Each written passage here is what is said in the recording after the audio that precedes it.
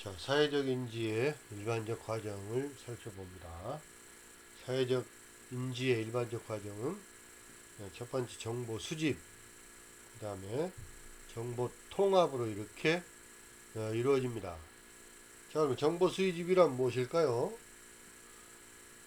우리는 지금 홍수, 즉 정보의 홍수 시대에 살아가고 있습니다.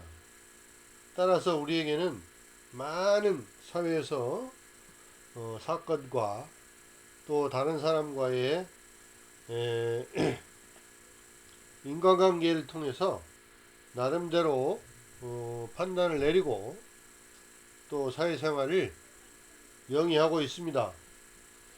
자, 사람들의 사회적 판단에는 오늘 점심을 뭘 먹을까? 오늘 아침에 어떤 옷을 입고 출근을 할까? 또 사소한 일부터 대학에 진학해서 어떤 전공을 선택할 것인가? 어느 직장을 선택할 것인가? 또 누구와 결혼할 것인가? 또는 어떤 집을 구매할 것인가와 같이 인생에 있어서 중요한 일이 매우 다양하게 나타나고 있습니다. 자, 자신이 살고 있는 사회에서 벌어지는 여러 현상들을 과연 사람들은 어떻게 인식을 하고 있을까? 즉, 사회적 추론을 하기 위해서 제일 먼저 필요한 것은 판단에 필요한 여러 가지 정보를 모으는 일입니다. 이것이 바로 사회적 인지의 정보 수집 단계입니다.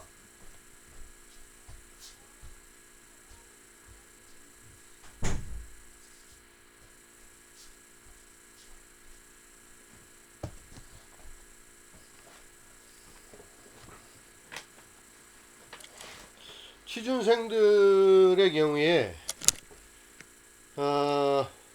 앞으로 중요한 진로를 고민을 할 것입니다.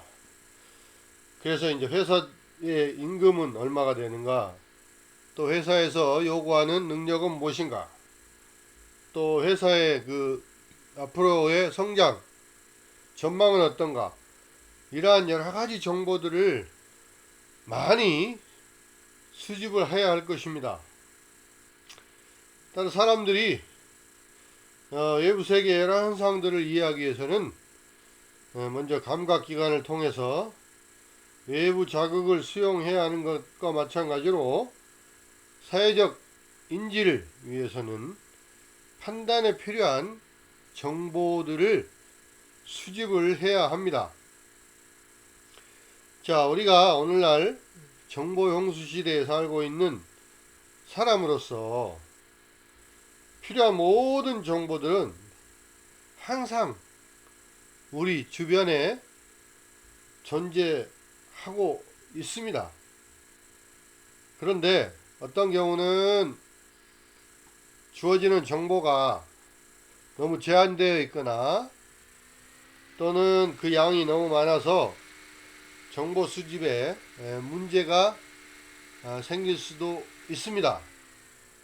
자, 그런데 우리는 정보 수집을 하는 데 있어서 오해들을 하고 있는데, 그 오해가 뭐냐면 정보 수집에는 별 문제가 없을 것이다. 왜냐하면 우리는 정보 홍수 시대에 살고 있기 때문에, 우리 주위에는 많은 정보가 있기 때문에 우리가 정보 수집하는 데 있어서는 문제가 없다, 이렇게 단정을 한다는 거죠. 오해를 한다는 겁니다.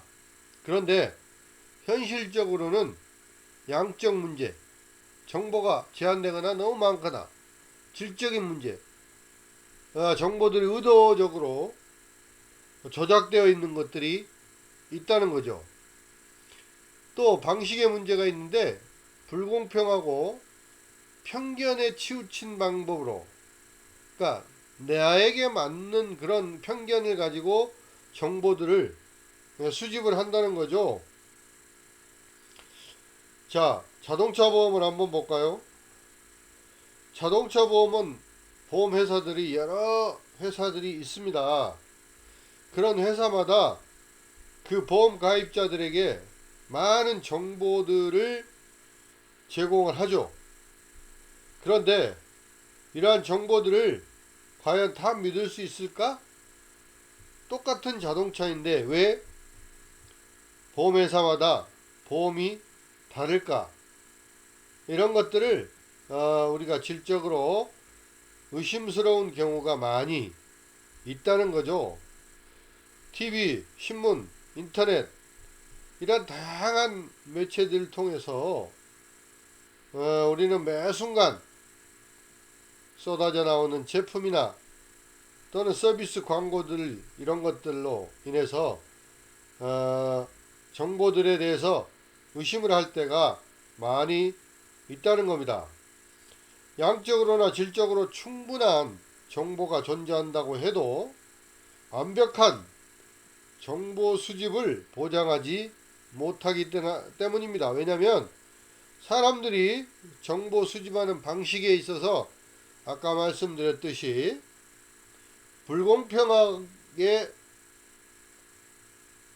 편견에 치우쳐서 정보를 수집하기 때문에 이러한 정보 수집에는 문제가 많이 생길 수 있다는 것입니다.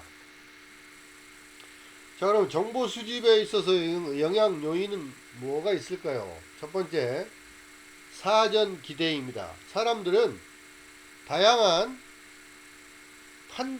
사회적 판단을 하기 위해서 정보 수집을 하게 되죠. 그런데 그 과정에서 사람들은 어떤 기대를 갖게 된다는 것입니다. 자, 주변의 여러 정보들 중에서 자신의 기대와 일치하는 정보만을 우리는 선택적으로 수집을 하는 경향이 많다는 겁니다. 자, 정보 수집에 있어서 사전 기대는 그 많은 존재하는 정보들을 짧은 시간 내에 효율적으로 처리하게 해주는 물론 장점도 있습니다. 그런데 우리가 또 기대에 미치지 못하는 그런 정보들을 우리가 다 배제시켜 버린다는 것을 우리는 알 수 있는데, 이걸 심리학에서는 확증적 가설 검증이라고 합니다. 자, 사전 기대를 통해서 우리의 기대와 일치하는 것은 받아들이고, 불일치한 것 이런 건 받아들이지 않고, 이런 것들이 바로 정보 수집에 오류가 발생이 될 수가 있다는 것입니다. 물론 사전 기대가 정보 수집에 있어서 효율성을 부여한다는 장점도 분명히 있지만 또 많은 단점도 가지고 있습니다. 따라서 이런 사전 기대가 잘못된 사회적 인지를 유도할 수도 있다라는 것입니다. 사전 기대의 장점은 많은 정보를 효율적으로 처리할 수 있다는 것이고, 단점은 잘못된 사회적 인지를 유도한다는 거죠. 자, 기대에 따른 정보만을 주의를 기울임으로써 다른 정보의 접촉을 방해하여 단편적인 면만 이해한다는 것입니다. 그 다음 표본의 편파성입니다. 자, 어떤 대상에 대해서 정보 수집 단계에서 편향된 정보를 접하게 되면 우리는 잘못된 판단에 이를 수밖에 없습니다. 자, 특정 대학교 학생의 그 특성을 판단하는 데 있어서 만약 우리 학교에 학생들의 특성을 판단하기 위해서 이 몇몇 사람들을 샘플로 해서 자료를 수집을 해서 분석을 해봅니다. 그러면 이 학교에 다니는 학생들은 이러한 생각을 가지고 있구나 라고 착각을 한다는 거죠. 자, 왜 이게 문제냐 하면 자료가, 즉 샘플이 편파적일 수밖에 없고 타당도도 굉장히 낮아요. 타당성이 낮다는 거죠. 왜냐하면 자, 전체 어떤 대학의 학생들을 몇 사람을 샘플로 해서 조사를 해서 이 학교 학생들은 특성이 이렇더라라고 결론을 판단을 하기 위해서는 그 샘플이 그 표본이 대표성을 가져야 돼요. 그러니까 전체 학생들을 대표하는 샘플을 만들어야 돼요. 예를 들어서 학년별로도 1, 2, 3, 4학년도 비슷하게 만들어야 될 거고, 남녀 비율도 만들어야 될 거고, 과에도 뭐 각각 단과대학별로도 이렇게 하고, 이런 식으로 해서 샘플링을 해야지 이게 전체 모집단, 전체 학생들에 대해서 대표성을 갖게 된다는 것입니다. 그래야만 올바른 정보를 가질 수가 있는데, 표본이 잘못되어 있는 걸 가지고 우리는 그게 우리에게 좋다고 생각하면 그걸 그대로 받아들이고 있다라는 것입니다. 그 다음에 세 번째는 표본의 크기입니다. 표본은 뭐냐면 아까 샘플입니다. 샘플. 이 정보의 크기가 크면 클수록 판단이 더욱더 정확해진다는 것은 기정사실입니다. 이걸 큰 수의 법칙이라고 통계학에서는 말하고 있는데요. 자, 전체 모집단이 있습니다. 전체 대학생이 있는데 그 중에 표본을 많이 만들면 그만큼 모집단에 더 가까운 특성을 파악해낼 수가 있어요. 근데 샘플을 적게 하면은 그 샘플에 대한 오차가 굉장히 커집니다. 그래서 전체와의 차이가 많이 발생이 될 수가 있어요. 그래서 이 표본의 크기가 적으면 적을수록 그 정보에 대해서는 그 문제가 굉장히 많이 나타날 수 있다라는 것이고요. 사례대 통계 정보가 있는데요. 사회적 판단을 하기 위해서 사람들이 수집하는 정보는 다양한 형태를 가지고 있어요. 자, 사람들이 수집한 정보의 일부는 통계 정보일 수도 있고 또는 사례 정보일 수도 있습니다. 통계 정보는 많은 사람들로부터 얻어지는 그러한 통계적 정보가 되는데, 이러한 것들에 많이 우리는 의존해야 한다는 것입니다. 사례 정보는 조그만 그 소수의 사람들로부터 얻어지는 그런 정보이기 때문에 통계 정보보다는 훨씬 더 정확도가 떨어질 수밖에 없습니다. 그런데도 사람들이 사례 정보에 더 많이 의존하게 되는데, 그러한 경향은 사회적 인지의 정확성을 떨어뜨리는 그런 결과를 나타낼 수가 있습니다. 그 다음에 부정적 자료의 영향이 있는데요. 사람들이 어떤 대상에 대한 정보를 수집할 때 수집된 정보에는 긍정적 정보나 부정적 정보가 동시에 포함되어 있는 것이 일반적인 현상입니다. 그런데 사람들은 어떤 정보에 의존하는 경향이 더 많을까요?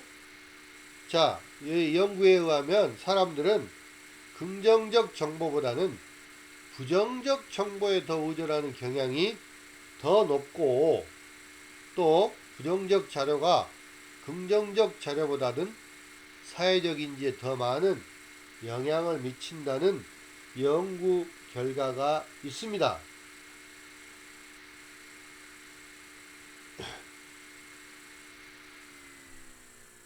자, 어떤 내가 자동차를 하나 사고 싶어요. 그러면 그 자동차에 대한 모든 정보를 많이 수집을 해서 거기에 따르는 그 정보들을 좋은 것과 나쁜 것을 구분을 하게 되는데요. 좋은 정보들도 많이 있어요. 시승기 같은 거를 해서 올려놓는 그런 자료들도 있고요.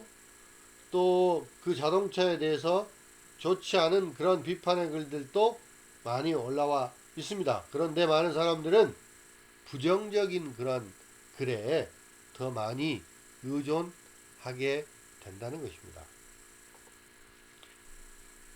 자, 평가가 부정적이거나 또는 포지티브, 긍정적이거나 이렇게 나타나게 되는데요. 이 긍정적인 포지티브한 그런 정보보다는 네거티브, 부정적인 정보를 가지고 사람들은 많이 판단을 하게 된다는 것입니다. 자, 두 번째는 이제 정보 통합입니다. 사회적 인지의 일반적 과정에서 두 번째로 정보 통합인데요. 정보 통합이 무엇입니까? 처음에 정보 수집을 하고 그리고 그것들을 정보 통합을 해서 완결하게 됩니다. 자, 따라서 정보 통합이라는 것은 수집된 정보들을 그걸 바탕으로 해서 나름대로 판단을 내리는 단계, 결론에 도달하는 단계를 말합니다. 사람들은 수집된 정보를 어떠한 방식으로 조직화해서 최종 판단하는가, 즉 정보 통합에 이르게 되는가. 네. 여기에는 분석적 통합이 있고 그 다음에 직관적 통합이 있습니다. 즉 정보 통합 방법에는 분석적 통합과 직관적 통합이 있는데요. 분석적 통합은 뭐냐면, 자, 사회적 인지의 그 정확성은 그 의사결정에 많은 노력과 시간을 투자했느냐에 따라서 더 정확성이 높아집니다. 자, 우리 사회가 되도록 주어진 정보들을 가능한 철저히 검토하고 그리고 판단을 내리는, 즉 분석적 통합을 올바른 정보 통합 방법으로 생각하고 있다는 것을 우리는 알 수가 있습니다. 자, 분석적 통합 방법은 오래전부터 일반 사람들 뿐만 아니라 여러 학자들에게 의해서도 많은 지지를 받아왔습니다. 자, 이 방법은 인간의 특정 행동은 본인에게 최대의 기쁨을 주는과 동시에 최소의 고통을 가져다주는 방향으로 움직인다는 것입니다. 자, 이 분석적 통합 방법은 귀인 이론에서도 잘 나타나 있는데요. 귀인 이론이라는 뭐냐면 특정 사건 또는 사람들의 행동에 대해서 인간의 원인 탐색 과정을 설명하는 이론입니다. 인간은 마치 초보적인 과학자처럼 원인을 탐색한다는 기본 가정을 지지하는 이론이라고 말할 수 있습니다. 자, 분석적 통합은 완벽히 합리적이지는 않지만 어느 정도 합리적인 방법을 활용해서 정보 통합을 하는 것을 말하고요. 직관적 통합은 수집된 정보들을 분석적으로 통합해서 문제를 해결하는 행위는 시간이 많이 필요할 뿐더러 많은 또 정보 처리 능력을 필요로 합니다. 또한 분석적 통합을 위해서는 충분한 그러한 정보가 많이 필요하기도 합니다. 자, 사람들이 분석적 통합에 의존하는 경우는 그런데 이 문제로 인해서 많지 않다는 것입니다. 그러면 사람들은 과연 어떤 방법으로 사회적 인지에 임하게 될까요? 사회심리학자들에 의하면 사람들은 분석적 통합보다는 가능하면 정보 통합의 지름길을 선택을 한다는 것입니다. 사회심리학자들은 복잡한 사회적 추론에 의지하지 않고 지름길을 택해서 보다 단순한 형태의 판단으로 변화시키는 방법을 직관적 통합이라고 합니다. 자, 직관적 통합은 무한한 정보를 처리하면서 사람들의 제한된 인지 능력을 효율적으로 사용하게 해준다는 장점을 가지고 있습니다.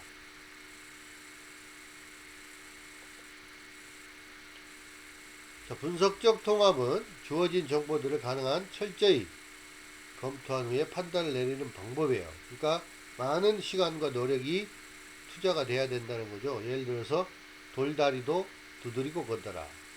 충분히 두드려보고 안전한지 매사에 심사숙고해야 된다라는 말입니다. 그 다음에 분석적 통합에는 기쁨 기준 계산법이 있는데요. 인간의 특정 행동은 본인에게 최대한 기쁨을 주는 동시에 최소의 고통을 가져다주는 방향으로 움직이게 된다는 거죠. 자, 우리가 자동차를 구매를 했을 때 한번 보시면 우리에게는 어떤 기쁨이 있습니까? 편리하게 이용할 수 있고 또 멋있는 자동차가 생겨서 좋고 또 성능이 좋고 또 여러가지 그 안에서 음악도 감상할 수 있고 추위도 피할 수 있고 더위도 피할 수 있고 많은 기쁨이 있죠. 그런데 고통은 뭐가 있습니까? 연료비가 들어간다든지 또는 자동차 구매 비용이 들어간다든지 이런 것들이 고통이 되겠죠. 그런데 그 많은 기쁨을 가져다 주지만 고통을 최소화하는 방향으로 하는 것을 기쁨 기준 계산법이라고 얘기합니다. 그 다음에 아까 얘기했던 분석적 통합의 귀인 이론이라는 게 있겠죠. 특정의 사건 또는 인간의 행동에 대해서 원인을 탐색하는 과정을 설명하는 이론입니다. 그 다음에 대응 추리 이론이 있는데요. 이거는 귀인 이론 중에 하나입니다. 자, 인간의 행동으로부터 인간의 그 특성을 추론하는 그런 이론이 대응 추리 이론이 되겠습니다. 어떤 인간의 행동이 자유의지에 의한 행동인가? 또는 사회적으로 바람직한가? 혹은 사회적 역할에 일치하는가? 이런 행동을 보고 상대방의 그 성향을 판단하는 것입니다. 자, 분석적 통합의 그 적용은 주로 자신에게 중요한 영향을 미치는 그러한 의사결정에 분석적 통합을 이용한다는 것입니다. 어느 대학을 진학을 할 것인가, 무슨 과를 할 것인가, 결혼 상대는 누구를 할 것인가, 사업상의 중요한 거래는 어떻게 할 것인가, 여러가지 이런 것들이 분석적 통합을 통해서 이루어지고요. 그런데 이제 분석적 통합의 한계점은 뭐냐면 분석적 통합을 활용할 수 없는 상황이 많다는 겁니다. 뭐냐면 많은 노력과 또는 시간이 필요한데 이런 것들을 충분히 검토하지 않았을 때, 투자하지 않았을 때 한계점이 있고요. 또 분석적 통합에 소요되는 시간과 자원의 양이 너무 방대하고 클 때 의사결정하기가 매우 어려워진다는 한계가 있습니다. 그 다음에 직관적 통합은 아까 얘기했던 대로 인간은 인지적인 전략자다. 많은 사람들은 그 수집된 정보를 분석하는데 시간을 많이 필요로 하지도 않고 또 많은 노력도 하지 않는다는 거죠. 정보 통합에 소요되는 인지적 에너지를 가급적 전략하려고 한다. 또 사람들이 정보 처리할 수 있는 능력은 제한되어 있기 때문에 복잡한 문제를 단순화하려고 하는 그런 방법을 사용한다는 거죠. 지름길을 택하게 된다는 거죠. 직관적 그러면 통합의 장점은 뭡니까? 직관적 통합은 무한한 정보를 처리하면서 사람들의 제한적 인지적 능력을 효율적으로 사용하게 해준다는 그런 장점이 있습니다. 하지만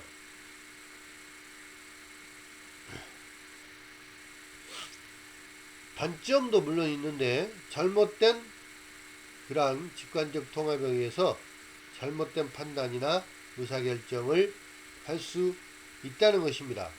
즉 중요한 정보들이 무시될 수가 있다는 것입니다.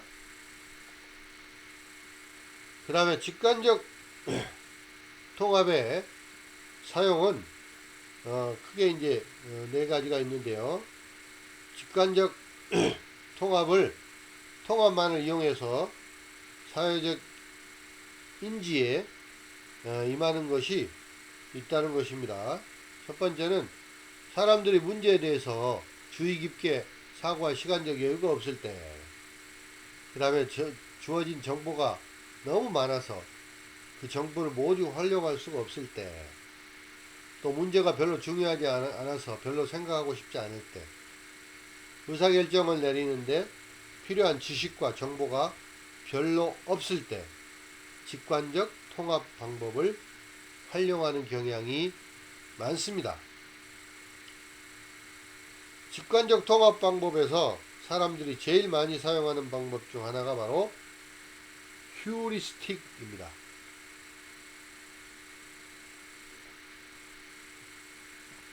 자, 휴리스틱은 뭐냐면 우리말로 하면 간편추리법 또는 어림법이라고 하는데 사람들이 많이 사용하는 정신적 지름길의 하나입니다. 자, 휴리스틱을 이용하는 방법은 일반적으로 어느 정도 만족스럽거나 완벽한 답을 별다른 인지적 자원을 투입하지 않고도 얻을 수 있다는 장점이 있습니다. 그러나 이런 휴리스틱 활용은 간편추리법 또는 어림법, 지름길이죠. 이 인지적 지름길의 활용과 마찬가지로 잘못된 결론에 이르게 될 수가 있다는 것입니다. 자, 휴리스틱의 유용성은 복잡한 정보들을 단순화하기 때문에 사람들이 정보 처리에 위하여 자신에게 가지고 있는 도식을 불러내는데 도움을 준다는 것입니다. 자, 대표성 휴리스틱. 휴리스틱 중 사람들이 자주 활용하는 대표적인 휴리스틱은 세 가지가 있습니다. 첫 번째, 대표성 휴리스틱. 두 번째, 가용성 휴리스틱. 세 번째, 단내리기 휴리스틱이 있습니다. 자, 대표성 휴리스틱은 전체의 특성을 보고서 그 사례의 특성을 끌어내기보다는 하나의 표본 사례를 접하고 전체로 일반화하는 제너럴라이제이션하는 그런 판단 방식을 대표성 휴리스틱이라고 합니다.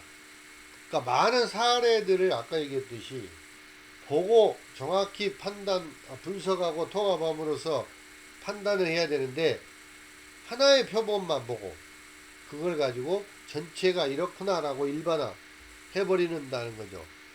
자신이 추론하려고 하는 사람 또는 사건이 어떤 특정 도식의 예 중 하나에 속하는가 여부를 판단한다는 것입니다. 그럼 이런 대표성 휴리스틱의 문제 오류는 뭐냐? 별다른 노력 없이 쉽게 사회적 판단에 이를 수 있기 때문에 어느 정도 물론 정확성도 있을 수도 있겠지만 그러나 이 대표성 휴리스틱에 의한 정보 통합은 잘못된 결론에 이르게 하는 경우가 훨씬 많다라는 것입니다. 그 다음에 가용성 휴리스틱인데요. 가용성 휴리스틱이라는 것은 사람이 사회적 판단을 할 때 특정 판단과 관련된 구체적인 사례를 얼마나 쉽게 머리에 떠올릴 수 있는가를 기초로 해서 결론을 내리는 방법을 말합니다. 가용성 휴리스틱의 활용에 있어서 가장 중요한 것은 인간, 특히 자신의 기억이라고 할 수 있습니다. 왜냐하면 인간의 뇌에 저장된 기억으로부터 바로 사용할 수 있는 사례가 떠오르는가 여부가 가용성 휴리스틱의 판단 기준이 되기 때문입니다. 사람들이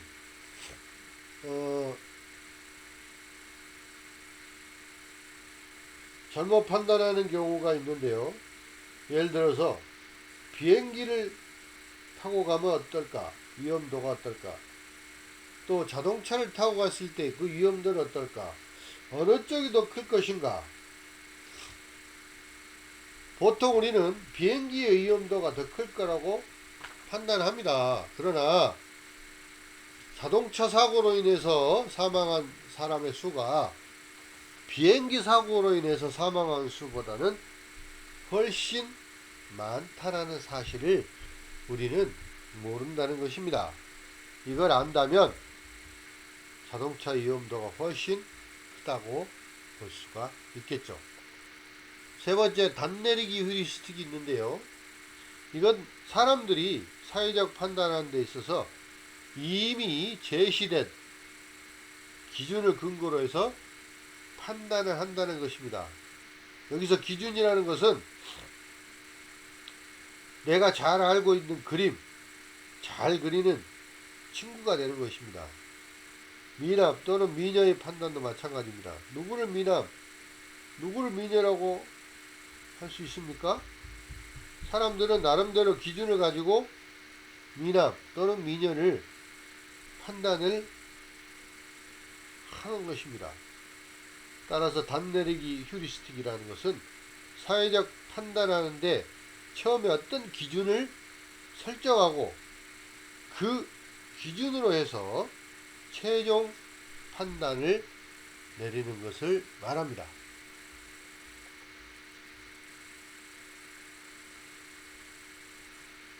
단내리기 휴리스틱의 사용 기준은 스스로 선택하는 경우가 있습니다. 독서를 좋아하는 사람인가의 여부에 따라서 이것들을 스스로 선택을 하게 되고요. 외부로부터 부여되는 경우 제품의 판매 가격 같은 것들을 외부로부터 그 정보를 가지고 판단하게 된다는 것이죠. 자, 분석적 통합과 직관적 통합은 물론 차이가 있죠. 직관적 통합을 시스템 1, 분석적 통합을 시스템 2라고 하면 이 프로세스 이론, 이걸 이중 프로세스 이론, 듀얼 프로세스 시오리라고 하는데요. 직관적 통합 방법은 빠르고 자동적이고 적은 노력으로 또 무의식적인 정보 처리를 하게 되고요. 포괄적인 대상에 적용되는 시스템이고 인간과 동물 양쪽이 모두 갖고 있습니다. 그렇지만 분석적 통합 방법은 느리고 전략적이고 많은 노력과 시간이 필요하고 의식적인 정보 처리가 필요하고요. 인간이 가지고 있는 고유의 시스템입니다. 네, 그런데 우리는 이것들을 혼동하고 구분하지 않고 그냥 두 가지를 연속적으로 사용할 수도 있다라는 겁니다. 자, 분석적 통합 방법의 초보 운전은 직관적 통합 방법에서는 경력 운전이 되겠습니다. 네, 자동차 운전에 있어서 그렇죠. 네.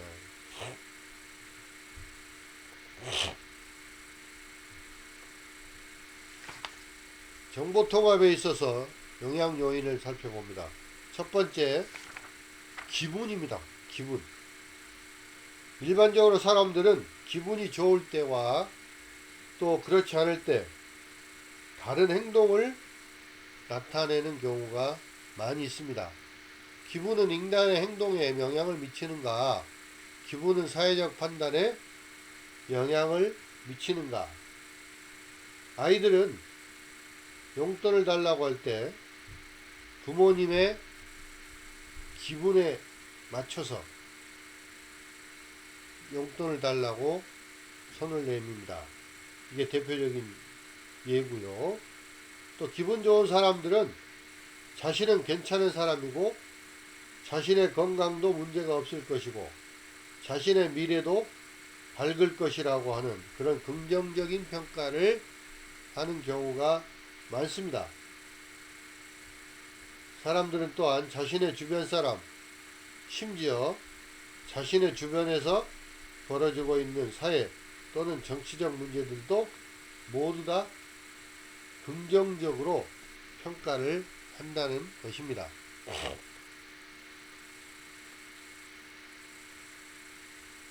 자, 그 다음에 기분이 때로 나쁜 상태에 있는 사람들은 타인에 대해서도 나쁘게 판단하지만 또 어떤 경우에는 그렇지 않은 경우도 있습니다.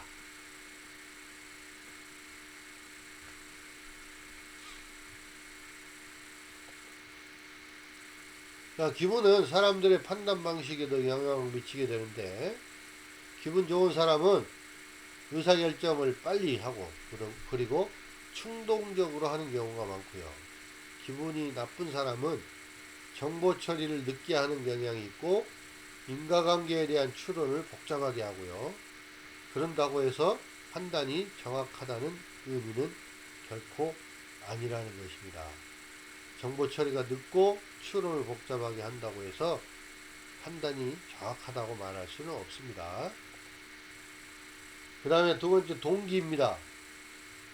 자, 일반적으로 사람들은 사회적 판단을 수행하는 데 있어서 가능한 한 정확한 결론을 내려야 한다고 생각을 하죠.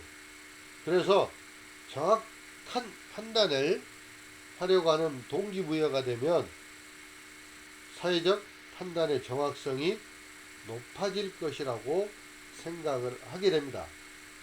자, 사람들이 정확하게 판단하려는 동기가 아무리 있다고 해도 그 결과는 사람들의 의도대로 되는 것이 아니라는 거죠.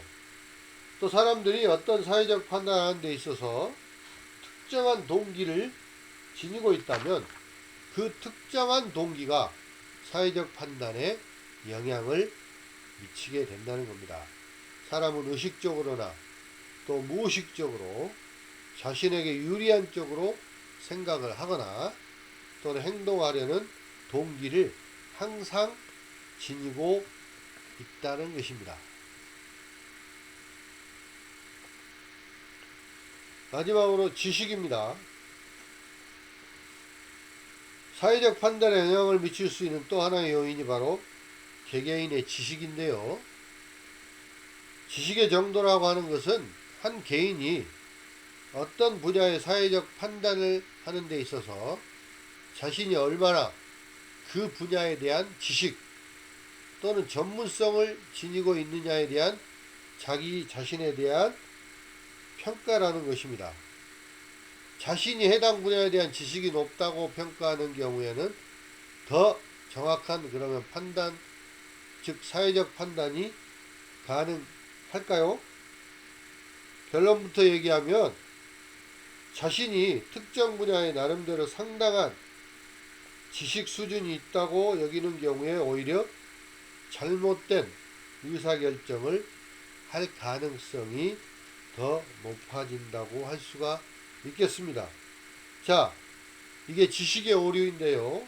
지식의 오류에는 두 가지가 있습니다. 첫 번째는 많이 알고 있다고 생각한 나머지 적게 정보를 수집을 해서 잘못된 판단을 내리게 되는 경우가 있고요. 두 번째는 자신이 나름대로 특정 분야의 전문가라고 자신을 평가를 하지만 이러한 믿음 자체가 사실과는 다른 사실과의 괴리가 많이 있기 때문에 이 지식으로 사회적 판단을 하는 것은 또한 오류가 발생이 될 가능성이 굉장히 높습니다. 자, 여러분, 우리는 오늘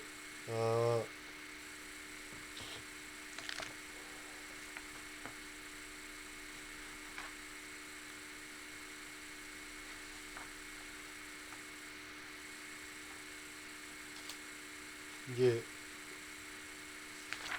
사회적 인지, 즉 사회적 추론에 대해서 여러 가지를 살펴봤습니다.